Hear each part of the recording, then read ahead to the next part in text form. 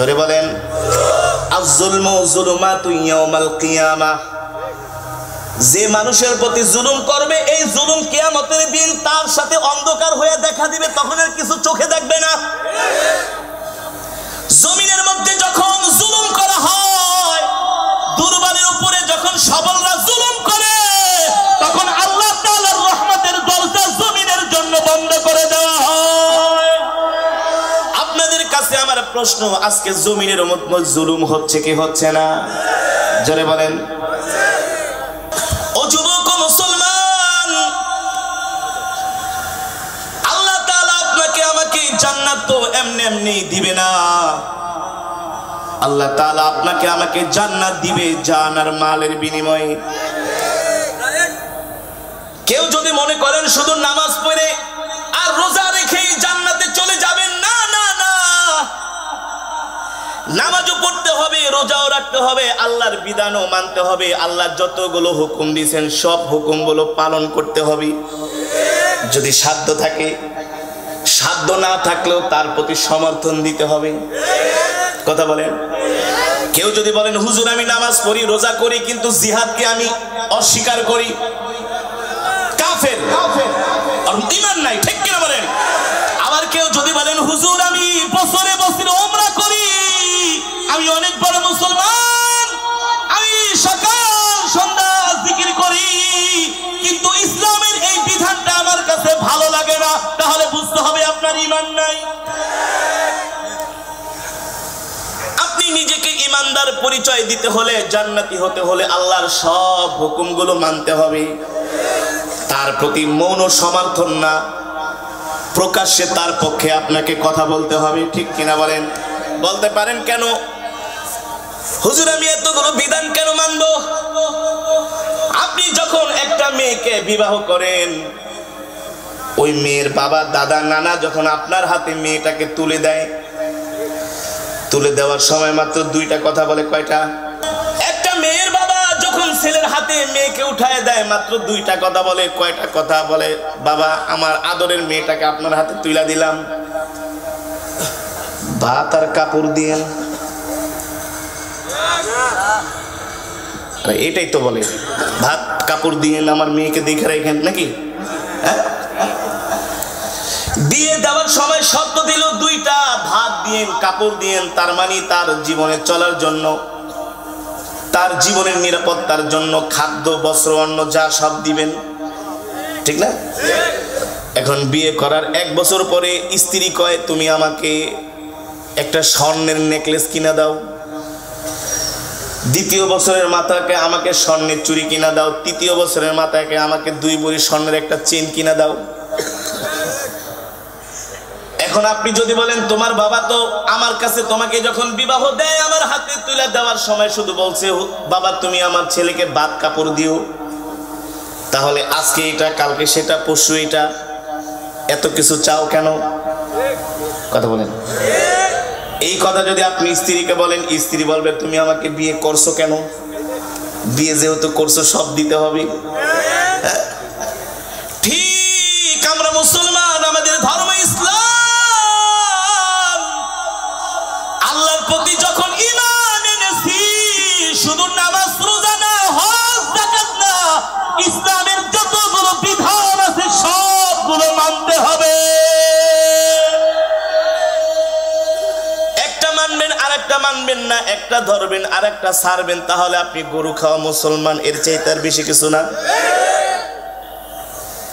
সাহাবীরা ছিল ঈমানওয়ালা মুসলমান, সাহাবীরা ছিল দ্বীনওয়ালা মুসলমান। ও যুবক, আজকে তো আমরা দুনিয়ার পিছনে এমন করে লেগে গেছি, আজকে আমরা ইসলামকে বাদ দিয়ে দিছি, ইসলামটাকে শুধু আমরা মসজিদ আর মাদ্রাসার মধ্যে ঢুকায় রাখছি। অথচ ইসলাম কিন্তু মসজিদ মাদ্রাসায় ঢুকানোর ধর্ম না।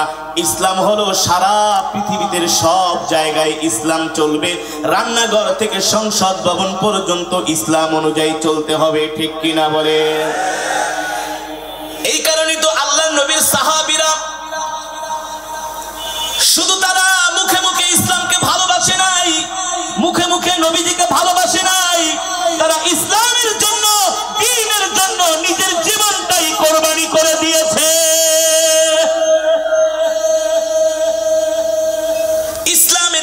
ইতিহাসে সবচেয়ে রক্তক্ষয়ী যুদ্ধের নাম হলো মুতার যুদ্ধ। সবচেয়ে রক্তক্ষয়ী যুদ্ধ, সবচেয়ে মারাত্মক যুদ্ধ, মুসলমানদের ঐতিহ্য রক্ষা করার যুদ্ধর নাম হলো মুতার যুদ্ধ। কোন যুদ্ধ? এই যে বললাম তিনজন সাহাবীকে আল্লাহর নবী সেনাপতি হিসাবে নিয়োগ করেছিলেন। নবীজি রোমান রাজা হিরাক্লিয়াসের কাছে পত্র পাঠিয়েছেন, সাহাবীর মাধ্যমে দূত পাঠিয়েছেন। ওই চিঠির মধ্যে আল্লাহর নবী লিখেছেন, ও রোমান রাজা হিরাক্লিয়াস, আমি মুহাম্মদ ইবনে আব্দুল্লাহ, আমি মক্কার প্রেসিডেন্ট, আমি আল্লাহর নবী, আপনাকে আমি ইসলামের দিকে, দ্বীনের দিকে আহ্বান করতেছি। আপনার কাছে আমি পত্র প্রেরণ করলাম, আপনি আমার পত্র পাওয়ার পরে আপনি কালেমা গ্রহণ করেন। ইসলাম হলো শান্তির ধর্ম, মুক্তির ধর্ম, মানবতার ধর্ম। ইসলাম যদি প্রতিষ্ঠা হয়ে যায় শুধু মুসলমানরাই শান্তি পাবে না, অমুসলিমরাও শান্তি পাবে। এই চিঠিটা পাওয়ার পরে রোমান রাজা হিরাক্লিয়াস চিঠিটাকে ছিঁড়ে টুকরো টুকরো করে পায়ের নিচে তিনি মারালেন, পা দিয়া চিঠিটাকে পাড়ালেন, চিঠির মধ্যে থুতু মারলেন, আর বলেন, এই মুহাম্মাদের যে দূত পাঠাইছে ওকে ধরে জেলখানায় ঢুকাও। অথচ সেই 1450 বছর আগে না এখনো পর্যন্ত কোন দূত হত্যা করা নিষেধ। এক দেশ থেকে যদি আরেক দেশে দূত প্রেরণ করা হয় তাহলে এই দূতকে হত্যা করা যাবে না, এটা হলো আইন, এটা হলো মানবাধিকার। তারা কি করলো? আল্লাহর নবী সাহাবীকে জেলখানার মধ্যে ঢুকায়া নির্মম ভাবে তাকে শহীদ করে দিল। এমন ভাবে তাকে হত্যা করলো, তার হাত পা গুলা দেহ থেকে বিচ্ছিন্ন করে দিল। এই খবর যখন মদিনায় পৌঁছেছে আল্লাহর নবী আর সহ্য করতে পারলেন না, নবীজির চোখ দিয়া ঝরঝর করে পানি পড়ল। নবীজি রোমান রাজাকে উদ্দেশ্য করে বললেন, তুমি আমার চিঠি পেয়ে তুমি আমার ধর্ম গ্রহণ করো বা না করো এটা তোমার ব্যাপার, কারণ আমি তোমাকে জাস্ট দাওয়াত দিয়েছি। তা'মুরুনা বিল মা'রুফি ওয়া তানহাউনা আনিল মুনকার, আমি সৎ কাজের আদেশ দিয়েছি, ঠিক কিনা বলেন? মানবেন না মানবেন সেটা আপনার বিষয়, কিন্তু আমার সাহাবীকে আপনি হত্যা করলেন, আমার চিঠিটাকে আপনি থুতু মারলেন। আপনি আমার চিঠিকে থুতু মেরেছেন, আমার আফসোস নাই, কিন্তু আমার কলিজার টুকরা সাহাবীর গায়ে কেন হাত দিলেন? নবীজি সাহাবীদের প্রতি কত ভালোবাসা, মুসলমানের প্রতি নবীজির কত ভালোবাসা, কিন্তু বর্তমানে মুসলমানদেরকে যদি টুকরা টুকরা কইরাও ফালায় তাহলে সৌদি আরবের বাদশার কিছু যায় আসে না, আরব আমিরাতের বাদশার কিছু যায় আসে না, ঠিক কিনা বলেন? তারা আছে তাদের ক্ষমতা টিকানোর জন্য, ঠিক না? এই যে সৌদি আরবের যে তেল সম্পদ, এই তেলের উপরে শুধু সৌদির একা অধিকার না, সারা পৃথিবীর মুসলমানের হক আছে। বাইতুল্লাহর হক প্রত্যেকটা মুসলমানের আছে, ঠিক কিনা বলেন? এই কারণে বর্তমান যিনি সৌদির বাদশা, সে আসার পরে আগে দেখতেন 20-30 বছর আগে বাংলাদেশে অনেক সাহায্য আসতো। যখন আগের বাদশারা ছিল, বাদশা ফয়সাল বিন আব্দুল আজিজ, তার বাবারা যখন সৌদির রাজ ক্ষমতায় ছিলেন তারা সারা পৃথিবীর মুসলমানদের সাহায্য করতেন।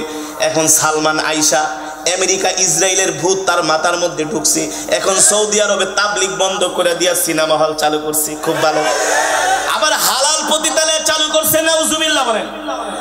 ওরা হলো ইসলামের শত্রু, কোটি কোটি টাকা ফুটবল খেলার পিছনে ব্যয় করতেছে, অথচ ফুটবল খেলা হারাম। ওই সৌদির পবিত্র মাটি থেকে যদি ফুটবল খেলা চালু হয় তাহলে তো অন্যান্য দেশের মুসলমানরা সেটাকে জায়েজই মনে করবে, কারণ সাধারণ মুসলমান তো আর বোঝে না, ঠিক না? সাধারণ মুসলমান তো আর বোঝে না। যেটা বলতেছিলাম, আল্লাহর নবী মদিনার রাষ্ট্র ক্ষমতায় শুধু একজন সাহাবীকে হত্যা করছে, আল্লাহর নবী সইতে পারে নাই। আর আজকে সারা পৃথিবীতে লক্ষ লক্ষ মুসলমানকে হত্যা করা হয়, পৃথিবীর কোন রাষ্ট্রপ্রধান, মুসলিম রাষ্ট্রপ্রধানের কিছু আসে যায় না, ঠিক কিনা বলে? এই কারণেই তো জমিনে গজব।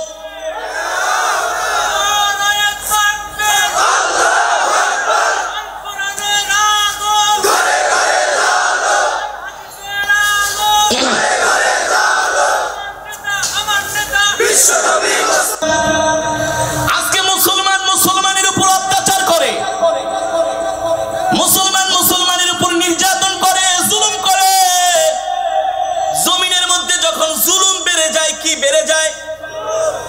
জোরে বলেন।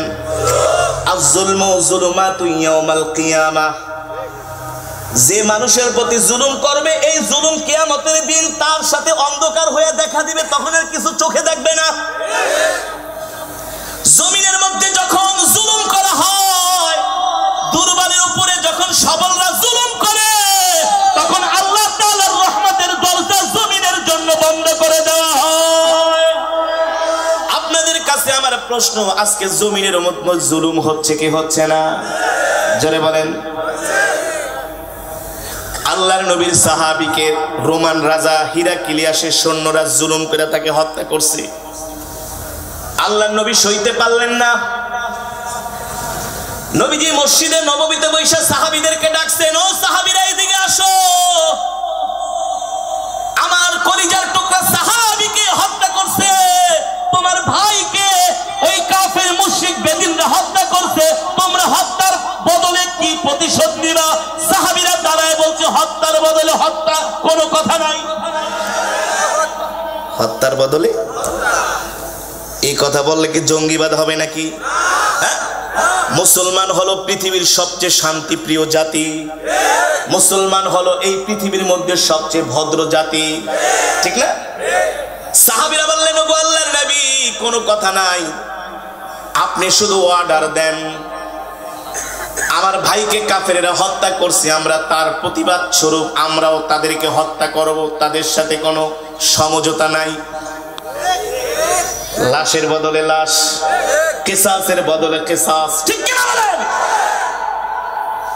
আল্লাহ নবী বললেন, সাহাবীরা তোমরা একত্রিত হও।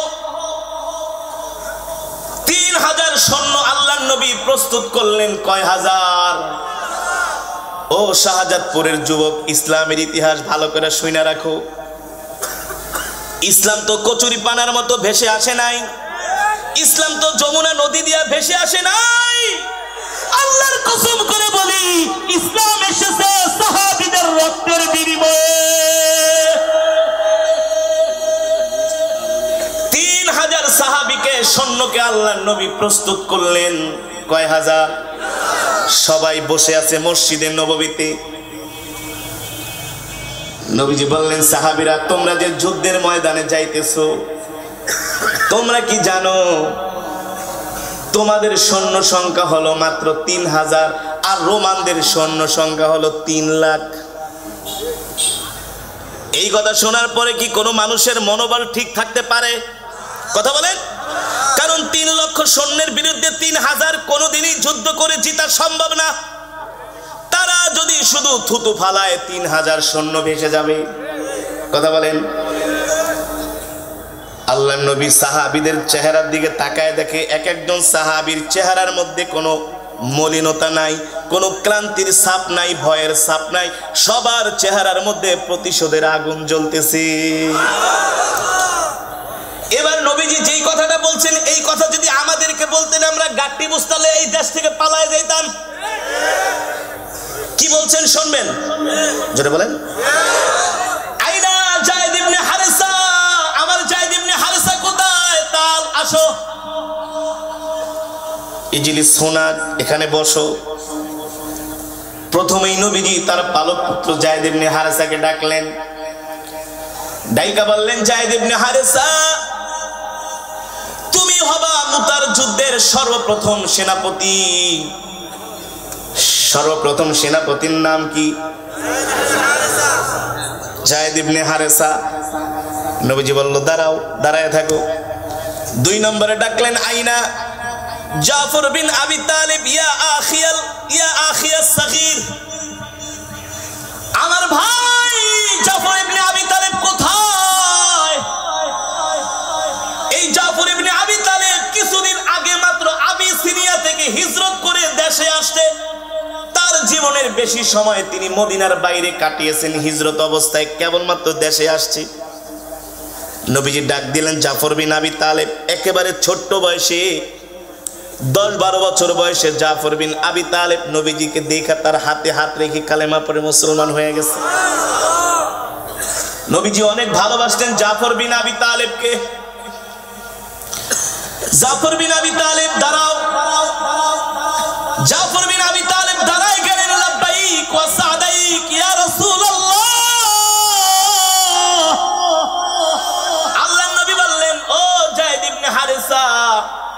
সর্বপ্রথম তুমি কালেমার পতাকা হাতে নিবা, তারপরে কালেমার পতাকা হাতে নিবে যায়েদ ইবনে জাফর বিন আবি তালেব। তৃতীয় নম্বরে ডাকলেন আব্দুল্লাহ বিন রাওহা, কোথায়? আসো আসো। আইনা আব্দুল্লাহ বিন রাওহা, তাল তাল, আসো। আব্দুল্লাহ বিন রাওহা দাঁড়ায় গেলেন, লাব্বাইক ওয়া সাদাইক। আল্লাহর নবী বললেন তিন নম্বরে আব্দুল্লাহ বিন রাওহা তুমি কালেমার পতাকা হাতে নিবা। আপনাদের কাছে আমার প্রশ্ন, একটা যুদ্ধের ময়দানে কয়জন সেনাপতি দরকার? জোরে বলেন, আরো জোরে বলেন। কিন্তু সেনাপতির নাম ঘোষণা করলেন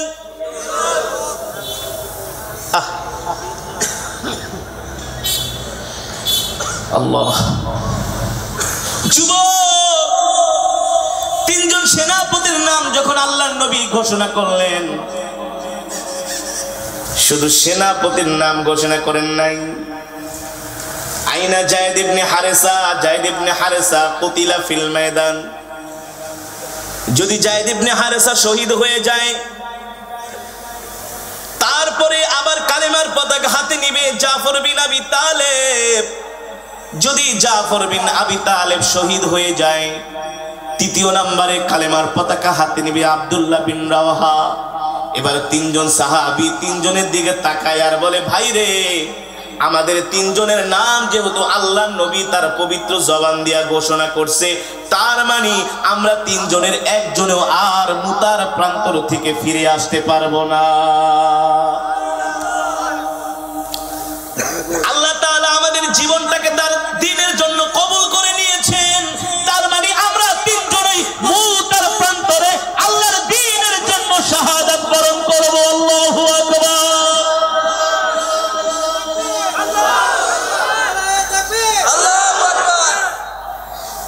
ওই জায়গায় যদি আপনি আর আমি হইতাম, তাড়াতাড়ি কইতাম কোন জায়গা দিয়া পালানোর রাস্তা আছে, মরতে ঠরতে পারুম না, নিজের জীবনটা দিতে পারবো না।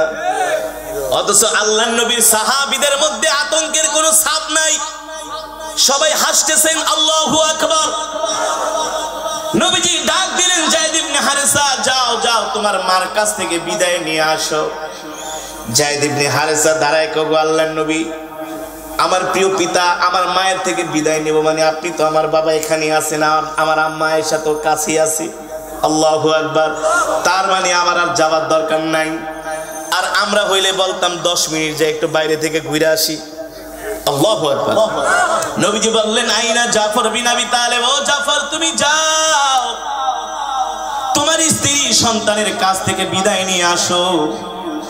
এই কথা শোনার পরে জাফর বিন আবি তালেব বাড়ির দিকে দৌড় শুরু করলেন। তার ছোট ছোট বাচ্চারা তার বাবাকে দেখে দৌড়িয়ে আসলো। ছোট বাচ্চারা কেউ কোলে উঠে, কেউ পিঠে উঠে। জাফর বিন আবি তালেবের স্ত্রী স্বামীর জন্য রান্না করতেছে। জাফর ডাক দিলেন, তাল ইয়া যাওজি, এদিকে আসো, এদিকে আসো। কি করো তুমি? বলে আপনার জন্য রান্না করি, অনেকদিন পর আসছেন, আপনাকে আমার হাত দিয়ে রান্না করে খাওয়াবো। ও মা বোনেরা, কথাটা ভালো করে শুনে রাখেন, আপনারাও তো বয়ান শুনতেছেন। আল্লাহর পয়গম্বরের সাহাবীদের স্ত্রীরা কেমন ছিলেন? জাফর বিন আবি তালেব ডাক দিয়া বলে, স্ত্রীরে রান্না করার দরকার নাই। ওগো প্রাণের স্বামী, কেন রান্না করতে নিষেধ করেন? বলে, রান্না করে আর কি হবে, আমি তো একটু পরে জিহাদের ময়দানে যাব। জাফর বিন আবি তালেবের স্ত্রী বলে, আপনার জন্য দোয়া করলাম, আপনি যাতে গাজী হইয়া ফিরে আসেন। জাফর বিন আবি তালেব বলে, স্ত্রী উল্টা দোয়া করো না। কেনই বা তুমি উল্টা দোয়া করো? আমার নবী তো দোয়া করেছেন আমি যাতে জিহাদের ময়দানে শাহাদাত বরণ করি। এই কথা শুনে নবীজি যেহেতু দোয়া করেছেন, নবীজির পবিত্র জবান দিয়ে বলেছেন। জাফর বিন আবি তালেবের স্ত্রী কান্না করতেছে আর বলে, ওগো প্রাণের স্বামী, আল্লাহর নবী যদি দোয়া করে থাকেন বুলেটের গুলি মিস যেতে পারে, আল্লাহর নবীর দোয়া মিস যায় না। তার মানে আপনি আর কোনোদিন যুদ্ধের ময়দান থেকে ফিরে আসবেন না।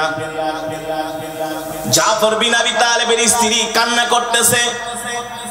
জাফর বিন আবি তালেব বলে, ও প্রাণের স্ত্রী, কান্না করো না, কান্না করো না, আমাকে বিদায় দাও।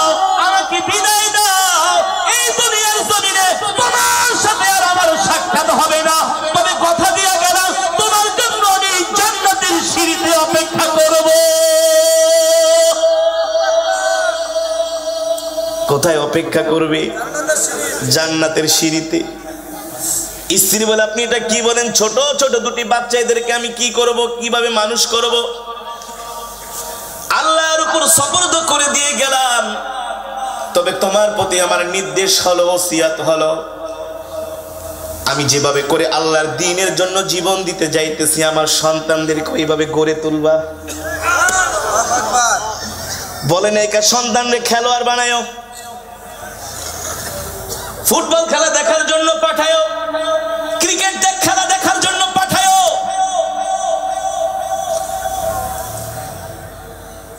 সন্তানকে দ্বীন শিক্ষা দিও না, এই কথা বলে নাই। বলে, আমি যেভাবে করে আল্লাহর দ্বীনের জন্য জীবন দিতে যেতেছি, আমার সন্তানদেরকে সেভাবে গড়ে তুলো। আল্লাহু আকবার। জাফর বিন আবি তালেব এই কথা বলে তিনি যুদ্ধের ময়দানে রওনা শুরু করলেন। পিছন থেকে স্ত্রী হাওমাও করে কান্না করে, গলা কাটা মুরগির মতো ছটফট করে, আর বলে, প্রাণের স্বামী একবার তাকান, একবার তাকান। জাফর বিন আবি তালেব বলে, স্ত্রী বিদায় দাও, বিদায় দাও, আমি কেমন যেন জান্নাতের ঘেরান আমার নাকের মধ্যে পাইতেছি। তৃতীয় নম্বরে আব্দুল্লাহ বিন রওহা, নবীজি বললেন, যাও তুমি তোমার স্ত্রীর কাছ থেকে বিদায় নিয়ে এসো। কেমন ইমানের পরীক্ষা ও মুসলমান, কেমন ইমানের পরীক্ষা। আব্দুল্লাহ বিন রওহা কেবলমাত্র আজকেই বিবাহ করেছে, স্ত্রীর সাথে এখনো বাসর ঘর হয় নাই, ভালো করে সাক্ষাৎ হয় নাই। রে যুবক, ভালো করে শুনে রাখো। আব্দুল্লাহ বিন রওহা দৌড়ে বাড়িতে গেলেন, দরজার কাছে যায় দেখেন কোরআন তেলাওয়াতের আওয়াজ হইতেছে। আব্দুল্লাহ বিন রওহা ঘরের দরজায় নক করলেন।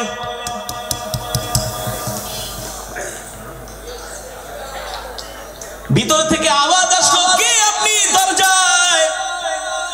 আব্দুল্লাহ বিন রওহা বলে, আমি তোমার স্বামী আব্দুল্লাহ বিন রওহা। ভিতর থেকে আওয়াজ দেয়, ওগো প্রাণের স্বামী, ঘরে আসেন, আমি তো আপনার জন্য অপেক্ষা করতেছি। কেবলমাত্র বিয়ে করে বউ বাড়িতে এনেছেন, নতুন বধূ। স্ত্রী স্বামীকে ডাকতেছেন, ঘরে আসেন।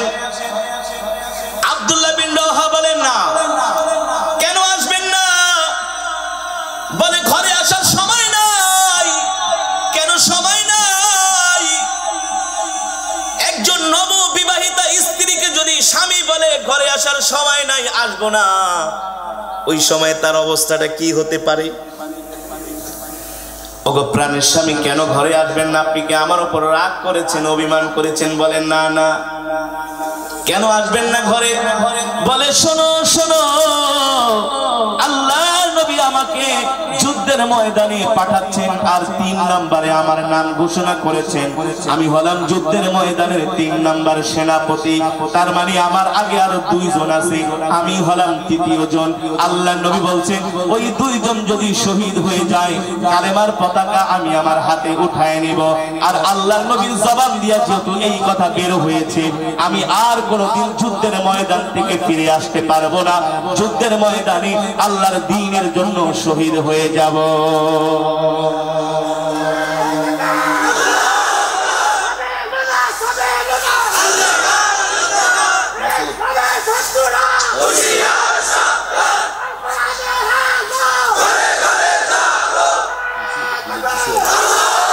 আল্লাহর বান্দারা, ঘর থেকে স্ত্রী ডাক দেয়, প্রাণের স্বামী ঘরে আসেন, একবারের জন্য আমাকে দেখে যান।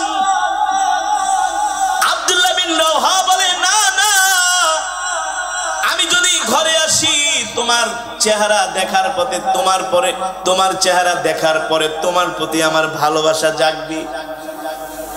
আমি চাই না এই মুহূর্তে আল্লাহ আল্লাহ রসুল ছাড়া কারো ভালোবাসা আমার দিলের মধ্যে থাক। আল্লাহু আকবার। স্ত্রী ঘর থেকে ডাক দিয়া বলে, ওগো প্রাণের স্বামী, আমি হলাম মদিনার সবচেয়ে সুন্দরী একজন কন্যা। আপনি আমাকে বিবাহ করে আজকেই মাত্র কেবল ঘরে আনছেন, 1 একটা বার আমার সাথে সাক্ষাৎ করেন। আব্দুল্লাহ বিন রওহা বলে, প্রাণের স্ত্রী, ডেকো না, ডেকো না, আমি কেমন যেন জান্নাতের সুঘ্রাণ আমার নাকের মধ্যে পাইতেছি, জান্নাত আমাকে ডাকতেছে, আল্লাহু আকবার। তবে শোনো শোনো, তোমার জন্য আমি আল্লাহর জান্নাতের সিঁড়িতে অপেক্ষা করব। তিনজনেই যুদ্ধের ময়দানে চলে গেলেন, তিনজনেই যুদ্ধের ময়দানে চলে গেলেন। একেবারে সংক্ষিপ্ত বলছি, তিনজনের একজনেও যুদ্ধের ময়দান থেকে ফিরে আসতে পারে নাই। ওই তিনজন সাহাবী আল্লাহর দ্বীনের জন্য তাদের জীবনটা দিয়ে দিয়েছে, আল্লাহু আকবার। 3 লক্ষ রোমান সৈন্যরা যখন যুদ্ধের ময়দানে আসে, তারা গোয়েন্দা পাঠাইছে, দেখো মুসলমানদের কি অবস্থা। রোমান সৈন্য সেনাপতিকে যায় বলে, তাদের রাজা হিরাক্লিয়াসকে বলে, মাননীয় জাহাপনা, মাত্র 3000 সৈন্য আব্দুল্লাহ ইবনে মুহাম্মদ পাঠাইছে মদিনা থেকে। রোমান সৈন্যরা বলে, ওদের সাথে কি আর যুদ্ধ করব, আধা ঘন্টা যুদ্ধ করে বিজয় অর্জন করে তারপরে নাস্তা খাবো। নাউজুবিল্লাহ। আল্লাহ বলে, আয় আয় আয়, আধা ঘন্টার যুদ্ধটা তোদেরকে আমি দেখাই। যুদ্ধের ময়দানে যখন সাহাবীরা গেলেন, 3 লক্ষ সৈন্যের কথা শুনে অনেক সাহাবীরা প্রথম একটু ঘাবড়ে গেলেন। সাহাবীদের এই অবস্থা দেখা যায়েদ ইবনে হারেসা, আব্দুল্লাহ বিন রওহা তারা দাঁড়ায় বললেন, ও আল্লাহর পয়গম্বরের সাহাবীরা, আমার ভাইয়েরা, আমরা তো রোমান সৈন্যদের বিরুদ্ধে লড়াই করার জন্য, জিহাদ করার জন্য এসেছি। যদি আমরা যুদ্ধে জিতে যাই তাহলে ইসলামের মর্যাদা বেড়ে যাবে, মুসলমানদের ভাবমূর্তি আরো উপরে উঠে যাবে। আর যদি যুদ্ধে হেরে যাই তাহলে আমাদের কোনো লস নাই, কারণ যুদ্ধে যদি হেরে যাই, আমরা যদি শাহাদাত বরণ করি আমরা জান্নাত পাবো, ঠিক কিনা বলেন। আর যুদ্ধে জিতলে আমরা গনিমতের মাল পাবো, ইসলামের মর্যাদাও বাড়বে, তার মানে আমাদের কোনো লস নাই। মরলে শহীদ, বাঁচলে গাজী। আর ওরা যদি মরে, ওরা যাবে জাহান্নামে। আর তোমরা শুনে রাখো, মুসলমানদের যুদ্ধের ফলাফল কখনো অস্ত্রের উপরে নির্ভর করে না, সৈন্যের উপরে নির্ভর করে না। মুসলমানের যুদ্ধের ফলাফল নির্ভর করে আল্লাহ তাআলার উপরে। আল্লাহু আকবার। কার উপরে নির্ভর করে? জোরে বলেন। আল্লাহর উপরে নির্ভর করে। আল্লাহ আমাদেরকে যদি বিজয় দেন, 3 লক্ষ কেন 10 লক্ষ রোমান সৈন্যরাও আমাদের সাথে লড়াই করে পারবে না, ঠিক কিনা বলেন। আর আল্লাহ যদি আমাদেরকে সাহায্য না করেন, আমরা এই যুদ্ধের ময়দানে কোনোদিনই বিজয় অর্জন করতে। সব সাহাবীরা দাঁড়ায় গেলেন আল্লাহু আকবার বলে। অসম এক রক্তক্ষয়ী যুদ্ধ শুরু হয়ে গেল, অসম এক রক্তক্ষয়ী যুদ্ধ শুরু হয়ে গেল। মুসলমান, বিশাল ইতিহাস। এই ইতিহাস শুনলে রাতের পর রাত চলে যাবে, কান্না করতে করতে শেষ হয়ে যাবেন। মুসলমান, আল্লাহর পয়গম্বরের সাহাবীরা দ্বীনের জন্য কেমন ত্যাগ স্বীকার করেছেন, কেমন কোরবানি করেছেন দ্বীনের জন্য। আজকে তো আমরা একটু ফুটবল খেলার জন্য ওয়াজ মাহফিলে আসি না, খেলার জন্য আমরা নামাজ বাদ দিয়ে দেই, কথা বলেন। সিনেমা দেখার জন্য আমরা নামাজ পর্যন্ত পড়ি না। আর সাহাবীরা কেমন ছিলেন? যুদ্ধ শুরু হয়ে গেল, অসম এক যুদ্ধ, রক্তক্ষয়ী সংঘর্ষ। মুসলমান এমন ক্ষিপ্র গতিতে আঘাত শুরু করলেন, আধা ঘন্টার মধ্যে যুদ্ধের মোড় ওদের পক্ষে যাবে তো দূরের কথা, মুসলমানের পক্ষে চলে আসলেন।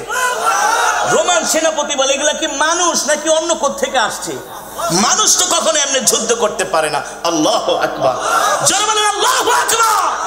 রোমান সৈন্যরা মুসলমানের সাথে যুদ্ধ করতে করতে ক্লান্ত হয়ে যাচ্ছে। যে দিক দিয়ে সাহাবীরা যায় ওই দিক দিয়ে কাফের সাফ হয়ে যায়, কাফেরদের নাম নিশানা খুঁজে পাওয়া যায় না।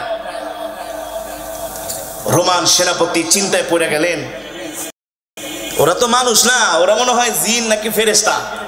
আসলেই তো আল্লাহ তাআলা মুসলমানদেরকে ফেরেশতা দিয়ে সাহায্য করেছেন, ঠিক কিনা বলেন। বদরের যুদ্ধে বালা ইন তাসবিরু ওয়া তাত্তাকু ওয়া ইয়াতুকুম মিন ফাওরিহিম হাযা ইউমদিদুকুম রাব্বুকুম বিখামসাতি আলাফিম মিনাল মালাইকাতি মুসাওয়িমিন। আল্লাহ বদরের যুদ্ধে মুসলমানদেরকে সাহায্য করার জন্য 5000 ফেরেশতা আল্লাহ আসমান থেকে পাঠাইছে। আর জোরে বলেন সুবহানাল্লাহ। রোমান সৈন্যরা তাকায় দেখে তো 3000 না, মনে হয় 10 লাখ সৈন্য। আল্লাহ কাফেরদের নজর এমন বানায় দিছে, চোখের পাওয়ার একজনের দিকে তাকায় দেখে 10 জন 20 জন। পারবে কোত্থেকে? ক্ষমতা কার? এ মুসলমান জোরে বলেন ক্ষমতা কার? সেই যুদ্ধে, রক্তক্ষয়ী যুদ্ধে সাহাবীরা যখন যুদ্ধ করতেছেন, আল্লাহ তাআলা নবীজিকে সরাসরি দেখাচ্ছেন। মদিনা থেকে নবীজি সরাসরি দেখতেছে যে সাহাবীরা যুদ্ধ করতেছেন। বিশ্বাস হয় না? বিশ্বাস হয় না? ইয়া সারিয়াল জালাল, ইয়া সারিয়াল জালাল।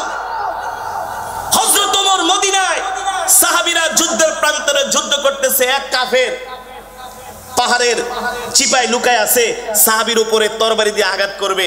মদিনা থেকে হযরত ওমর মসজিদে নববীর মেম্বার থেকে ডাক দিছে, ইয়া সারিয়াল জালাল, এ আমার সাথীরা, তোমাদের পিছনে কাফের সৈন্যরা পাহাড়ের নিচে লুকায় আছে, ওখান থেকে তোমরা সরে যাও। আল্লাহু আকবার। ওই আওয়াজ যায় সাহাবীদের কানে লাগছে। আল্লাহ তাআলা নবীজিকে সরাসরি দেখাচ্ছেন। সাহাবীরা যুদ্ধ করতেছে। যায়েদ ইবনে হারেসা শহীদ হয়ে গেছে, জাফর বিন আবি তালেব শাহাদাত বরণ করছে। নবীজি দেখতেছে।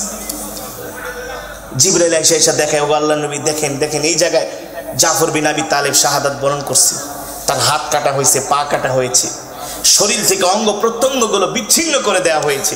কাফেরেরা জাফর বিন আবি তালেবকে নির্মমভাবে শহীদ করেছে। নবীজি চোখের পানি ধরে রাখতে পারলেন না, দৌড়ে জাফর বিন আবি তালেবের বাড়িতে গেছে। ছোট ছোট বাচ্চারা দৌড়ে আসছে, আমার বাবা কি আসতেছে? কি খবর নিয়ে আসছেন? কবে আসবে আমার বাবা? নবীজি সাহাবীদের সন্তানদেরকে বুকে জড়ায় ধরে বলে, তোমাদের বাবা আর কোনোদিন ফিরে আসবে না। জাফর বিন আবি তালেবের স্ত্রীকে ডাক দিছে, যেদিকে আসো। একটু আগে জাফর যুদ্ধের ময়দানে শাহাদাত বরণ করছে। আল্লাহু আকবার। জোরে বলেন আল্লাহু আকবার। যুবক মুসলমান, আল্লাহ জান্নাত আপনাকে আমাকে এমনি দিবে না। ইন্নাল্লাহা আশতারা মিনাল মুমিনিনা আনফুসাহুম ওয়া আমওয়ালাহুম বিআন্না লাহুমুল জান্নাহ। আল্লাহর কোরআন কি বলে? আল্লাহ বলেন তোমাদেরকে আমি জান্নাত দিব, কিন্তু দুইটা কন্ডিশন। কয়টা? কয়টা?